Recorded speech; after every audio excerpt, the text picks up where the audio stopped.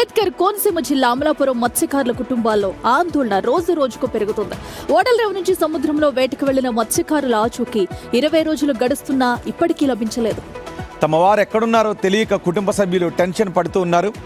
అధికారులు 200-300 మైళ్ల పరిధిలోని గాలింపు చర్యలు చేపడుతున్నారు అని చెబుతున్నారు. మత్స్యకారుల ఆచూకీ దొరకాలి అంటే కనీసం 500 నుంచి 600 మైళ్ళ వరకు సెర్చ్ ఆపరేషన్ చేపట్టాలని కోరుతున్నారు. మరింత విస్తృత స్థాయిలో గాలింపు చర్యలు చేపట్టి తమ వారి జాడను గుర్తించాలని బాధిత కుటుంబాలు విజ్ఞప్తి చేస్తున్నాయి. 20 రోజులుగా కొనసాగుతున్న ఈ ఉత్కంఠకు ఎప్పుడు తెర పడుతుందోనని కుటుంబ సభ్యులు కన్నీటితో ఎదురు చూస్తున్నారు. మరింత సమాచారం మా ప్రతినిధి శివశంకర్ అందిస్తారు. శివశంకర్, ఏంటి రెస్క్యూ ఆపరేషన్ వివరాలు ఏంటి? అంటే చిన్న పరిధిలోని రెస్క్యూ ఆపరేషన్ గాలింపు చర్యలు కొనసాగుతున్నాయా? 500-600 నాటికల్ మైళ్ళ దూరంలో రెస్క్యూ ఆపరేషన్స్ చేపట్టండి అని అడుగుతున్నారు. అయినా ఎందుకు వాళ్ళ ఆచూకీ ఇంతవరకు లభ్యం కాకపోవడానికి కారణం ఏంటని ప్రాథమికంగా అనుకుంటున్నారు? రోహిత్, ఇక్కడ డీప్ సీకి వెళ్ళారని చెప్తున్నారు. అంటే వేటకి వెళ్ళిన మత్స్యకారులందరూ కూడా ఓడలరేవు నుంచి వాళ్ళు డీప్ సీకి వెళ్ళారు. అంటే డీప్ సీ అంటేనే సుమారుగా 180 కిలోమీటర్స్ పైన, అంటే 150 నాటికల్ మైల్స్, కానీ దానికన్నా ఎక్కువగా వెళ్తే 200 నాటికల్ మైల్స్ వరకు కూడా మత్స్యకారులు అందరూ వెళ్తారు. సో అక్కడ మత్స్యకార బోట్ కనుక మిస్ అయి ఉంటే కనుక అక్కడ చుట్టుపక్కల ఉన్న కార్డ్లెస్లో, అంటే వారికి ఉన్న వాకీ టాకీలన్నీ కూడా పక్కన ఉన్న షిప్లతోటి వాళ్ళతోటి ఏదైతే వాళ్ళ కమ్యూనికేషన్ ఉంటుందన్నమాట. అంటే చుట్టుపక్కల ఒక 60 కిలోమీటర్స్ అరౌండ్ అంతా కూడా కమ్యూనికేషన్ ఉంటుంది. సో మేము పలానా బోటు పలానా దగ్గర ఉన్నామని వాళ్ళు మాట్లాడుకుంటారు. అయితే ఇప్పుడు సెర్చ్ ఆపరేషన్ కూడా నేవీ విమానాలు కావచ్చు, డ్రోన్ కెమెరాస్తో కావచ్చు, వీరంతా కూడా నౌకలతో కావచ్చు. సో ఓన్లీ 200 నాటికల్ మైల్స్ వద్ద నుంచి 250 నాటికల్ మైల్స్ వద్ద వరకు మాత్రమే చేస్తున్నారు.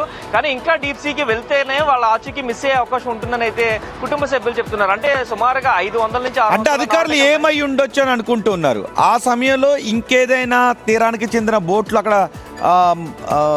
వేటకు వచ్చినట్లయితే ఆ సమయంలో అక్కడ ఉన్న వెదర్ ఏంటి అనే కొంత రిపోర్ట్ కూడా వచ్చేటువంటి అవకాశం కూడా ఉంటుంది కదా. సో ప్రాథమికంగా ఏమై ఉండొచ్చు అని అనుకుంటూ ఉన్నారు. కొన్ని సందర్భాల్లో ఏదైనా బోర్డర్ క్రాస్ చేస్తే అక్కడ ఉన్నటువంటి అధికారులు బోర్డర్ క్రాస్ చేస్తే ఆ దేశానికి సంబంధించిన అధికారులు తీసుకువెళ్ళిపోయే అవకాశం కూడా ఉంటుంది. సో ఇక్కడ అలాంటిది ఏదైనా జరిగే అవకాశం ఉంటుందా?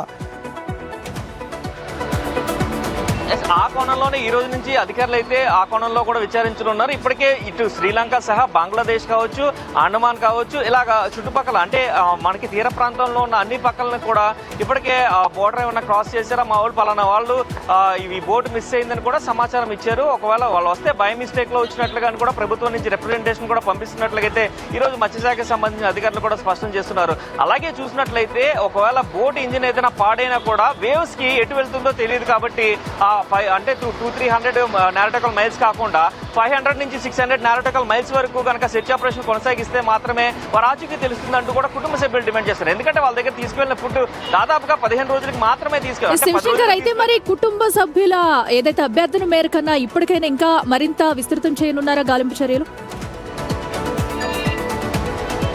ఖచ్చితంగా చేస్తామని చెప్తున్నారు అఖిల. ఇటు పక్కన కుటుంబ సభ్యులు అడిగిన విధంగానే 500 నుంచి 600 నాటికల్ మైల్స్ వరకు కూడా సెర్చ్ ఆపరేషన్ ఈ రోజు ఎక్స్టెన్షన్ చేస్తామంటూ కూడా చెప్తున్నారు. ఇప్పటికే సుమారుగా 2 బోట్లను పొడిగించారు. అంటే 7 బోట్లతోటి 2 విమానాలు, 2 హెలికాప్టర్స్ తోటి, అలాగే 5 డ్రోన్ కెమెరాస్ తో కూడా సెర్చ్ ఆపరేషన్ అయితే ఈ రోజు కూడా కొనసాగిస్తామని కూడా చెప్తున్న పరిస్థితి అయితే కనిపిస్తుంది అఖిల. రైట్ శివశంకర్.